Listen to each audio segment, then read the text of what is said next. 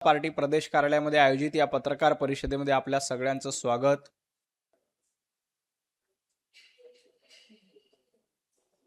नमस्कार। भारतीय जनता पार्टी प्रदेश कार्यालयामध्ये आयोजित या पत्रकार परिषदेमध्ये आपल्या सगळ्यांचं स्वागत।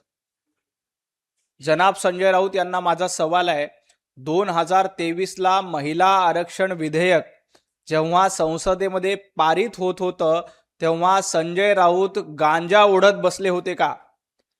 जनाब संजय राऊत जेव्हा 2023 ला हे विधेयक पारित झालं तेव्हा त्या विधेयकामध्ये अट होती की ज्या वेळेला लेटेस्ट सेन्सेस म्हणजे 2023 नंतर येणारी जनगणना याच्या आधारावर महिला आरक्षण विधेयक आणि डिलिमिटेशन विधेयक लागू होईल।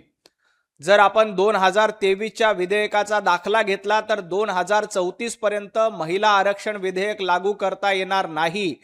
2023 ला डिलिमिटेशन विधेयक मंजूर झालं, 2023 ला महिला आरक्षण विधेयक देखील मंजूर झालं, परंतु त्यातली अट अशी होती की जोपर्यंत लेटेस्ट जनगणना होत नाही, 2023 नंतर जनगणना होत नाही तोपर्यंत महिला आरक्षण विधेयक आणि डिलिमिटेशन विधेयक लागू होणार नाही। आता 2023 च्या विधेयकामध्ये सुधारणा करण्यासाठी आम्ही 2026 ला पुन्हा विधेयक संसदेमध्ये मांडलं तर त्याला विरोध केला। संजय राऊत, तुम्ही 2023 ला देखील महिला आरक्षणाच्या विरोधामध्ये होता, परंतु तुम्हाला माहित होतं की 2023 ला एनडीए कडे पूर्ण बहुमत आहे। तुम्ही विरोध केला काय, समर्थन केलं का, काहीही फरक पडणार नव्हता, म्हणून नाईलाजानं त्यावेळेला तुम्ही महिला आरक्षण विधेयकाला समर्थन दिलं। आणि आता ज्या वेळेला 2026 ला हे विधेयक आणलं आणि या विधेयकामध्ये सांगितलं गेलं की 2011 ची जनगणना गृहीत धरून महिला आरक्षण विधेयक आणि डिलिमिटेशन लागू करावं, म्हणजे 2029 च्या निवडणुकीमध्ये महिला आरक्षण विधेयक लागू करता येईल। त्याच्यामुळे याच्यामध्ये सुधारणा करण्याचा निर्णय घेतला गेला, परंतु संजय राऊत दुटंपीपणा तुम्ही करतात, नौटंकीपणा तुम्ही आणि राहुल गांधी करतायत।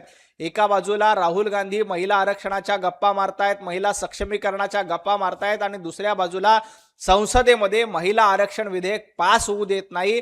हा तुमचा दुटप्पीपणा आहे।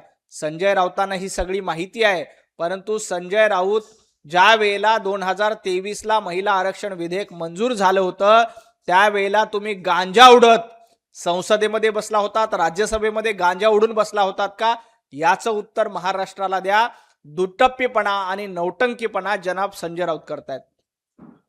मुख्यमंत्री देवेंद्र फडणवीस यांनी स्वतःला विचारावं, महिला आरक्षण विधेयकावर भाजपचा फसवेपणा सुरू आहे असं संजय राऊत। देवेंद्रजी फडणवीस यांनी 2023 ला ट्विट केलं होतं, ते ट्विट बरोबर आहे।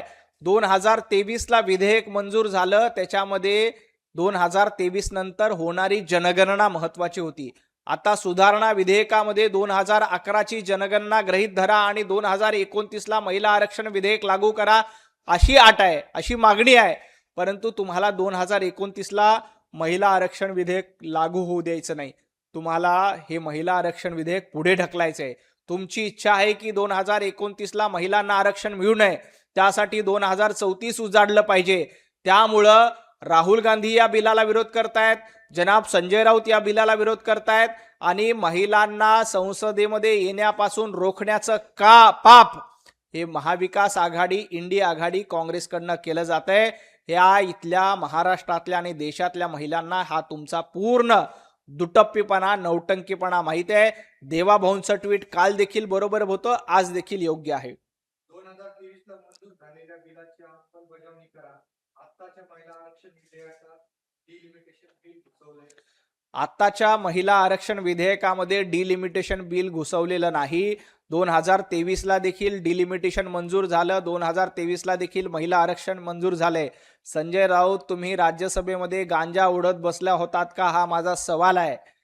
मुळामध्ये महिला आरक्षण विधेयक 2029 ला लागू करायचं असेल तर आपल्याला 2011 ची जनगणना गृहीत धरावी लागेल। त्यामुळं आपण त्याच्यामध्ये सुधारणा करण्यासाठी हे विधेयक पुन्हा संसदेमध्ये आणतोय, परंतु संजय राऊतांना नौटंकीपणा करायचा आहे। त्यांना महिलांना आरक्षणात द्यायचं नाही। महिला विरोधी भूमिका घेण्याचं काम काँग्रेस करते, राहुल गांधी करतायत, संजय राऊत करतायत। त्यामुळं 2029 ला हे महिला आरक्षण विधेयक लागू होणार नाही, कारण जनगणना 2023 नंतर झालेली नाही. जनाब संजय राऊत 2034ला हे आरक्षण लागू होईल. त्यामुळे 2029ला आरक्षण लागू करायचं असेल, महिलांचा सन्मान करायचा असेल, महिला खासदार जर का संसदेमध्ये येऊ द्यायचे असतील तर तुम्हाला हे विधेयक मंजूर करावं लागेल. अन्यथा तुम्ही नौटंकीबाज, दुट्टप्पीबाज, कावेबाज आहात, महिला विरोधी आहात, हे पुन्हा एकदा उघड होईल. मोदींनी गुजरातमध्ये चहा विकल्याचा पुरावा द्यावा. ते जे दावा करतात ते रेल्वे स्टेशन अस्तित्वात नव्हतं. त्या बाललीला आहेत, त्यांच्याबद्दल दंतकथा बसवल्या जातात. संजय राऊत, दंतकथा काय असतात आणि तुमच्या जंतकथा काय आहेत महाराष्ट्र बघतोय.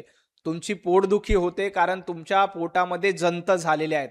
त्यामुळं पंतप्रधान नरेंद्र मोदीजींनी चहा विकला का नाही हे गुजरातच्या जनतेला माहिती आहे, देशातल्या जनतेला माहिती आहे. चहा विकणारा या देशाचा पंतप्रधान होतो.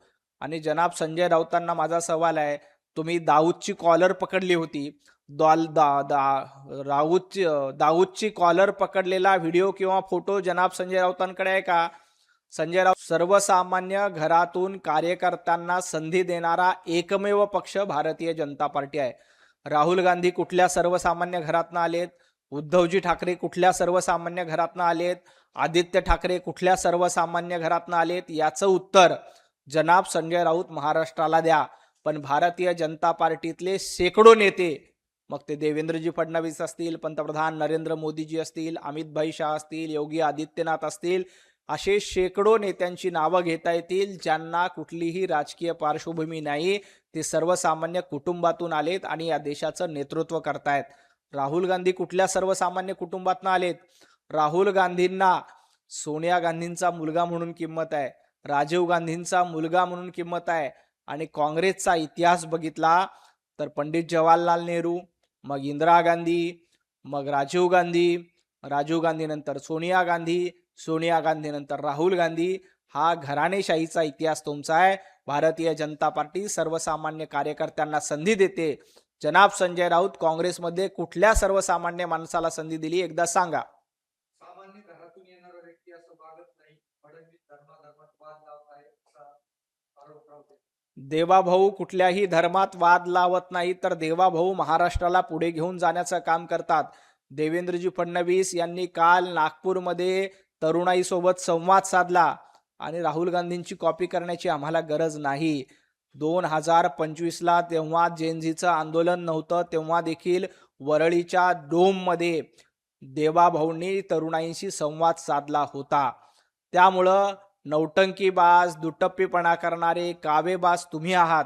आम्ही कायम तरुणाईंच्या सोबत आहेत. फर्स्ट टाइम वोटर हे कायम पंतप्रधान नरेंद्र मोदीजींना आणि देवाभाऊंना आशीर्वाद देत आहेत. 2029ला देखील जेनझी आणि फर्स्ट टाइम वोटर हे भारतीय जनता पार्टीला आशीर्वाद देतील आणि 2029ची निवडणूक पुन्हा आम्ही जिंकू. काही मंत्री रिक्षा चालवत होते, काही मंत्री पानटपरी चालवत होते असा टोला राहतो. नाही, काही मंत्री रिक्षा चालत होते हे खरं आहे, काही मंत्री पानटपरी देखील चालवत होते हेही सत्य आहे. परंतु संजय राऊत, तुम्ही भांडूपच्या गाढव नाक्यावर बसून ज्या वेळेला दलाली करत होतात आणि दलाली करत राजकारणामध्ये आलात, तुम्ही भांडूपच्या गाढव नाक्यावर बसून जुगाराच्या अड्ड्यावर बसत होता. हा इतिहास तुम्हाला माहिती आहे. जुगाराच्या अड्ड्यावर बसून आलेले संजय राऊत आहेत, तर रिक्षा चालवून सर्वसामान्य कुटुंबातून आलेले अनेक मंत्री आहेत आणि सर्वसामान्य कुटुंबातल्या लोकांना न्याय देण्याचं काम हे भारतीय जनता पार्टीने केलंय. तुम्हाला ते जमणार नाही. तुम्ही भांडूपच्या गाढव नाक्यामध्ये जुगाराचे पत्ते पिसत होतात, हे याचा इतिहास सगळ्यांना माहिती आहे. संजय राऊत भांडूपच्या गाढव नाक्यावर बसून जुगाराचे पत्ते पिसत होतात, हा तुमचा इतिहास आहे.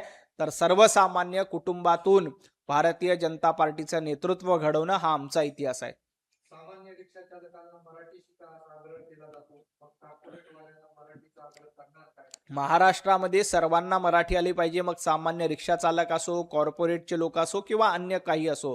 फक्त संजय राऊत, माझा सवाल आहे की तुम्ही ही गोष्ट राज ठाकरेंना सांगणार आहेत का? राज ठाकरे मोठ्या मोठ्या सेलिब्रिटीला आपल्या कार्यक्रमाला बोलवतात, हिंदीमध्ये भाषणं करायला लावतात. त्यांना एकदा मराठीत भाषण करायला लावा. तुम्ही देखील, तुमचे देखील अनेक इंडस्ट्रीमधले, फिल्म इंडस्ट्रीमधले, हिंदीमधले मित्र आहेत, त्यांना मराठीमध्ये एकदा बोलायला लावा आणि मग इतरांना ज्ञान पाजळा. अमरावती दुर्घटना राहुल गांधी की मागे झाली का?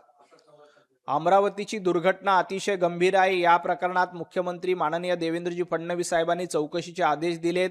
जे दोषी आहेत त्यांच्यावर कारवाई केली जाईल, कोणालाही सोडलं जाणार नाही. अमरावती दुर्घटनेमध्ये दुर्दैवानं 3 मुलांचा मृत्यू झाला.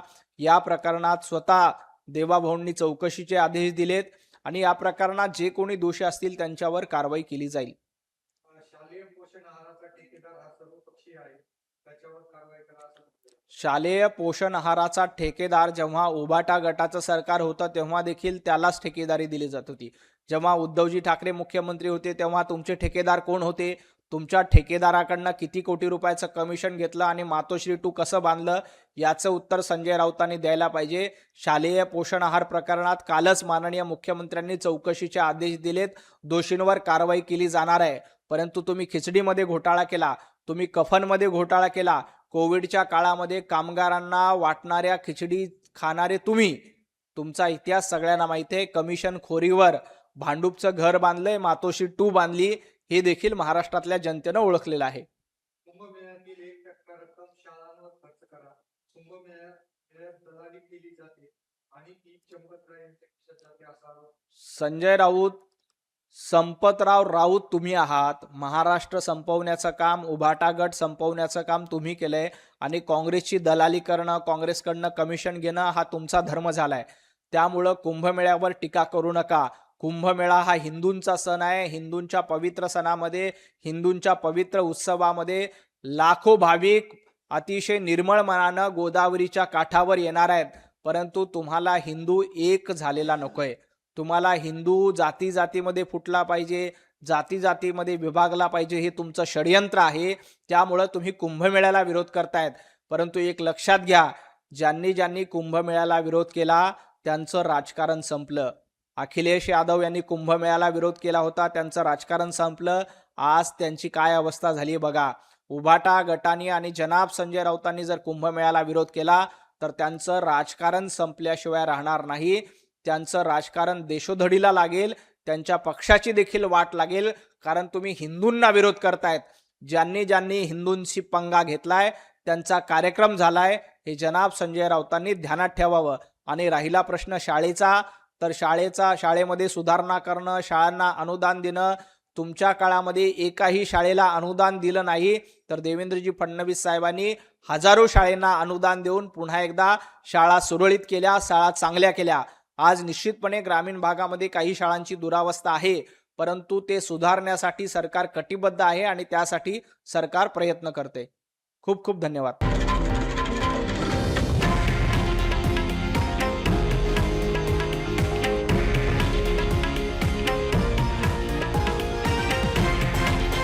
हे आहे देशातील नंबर 1 न्यूज नेटवर्क आणि आपण पाहत आहात TV9 मराठी, एकमेव.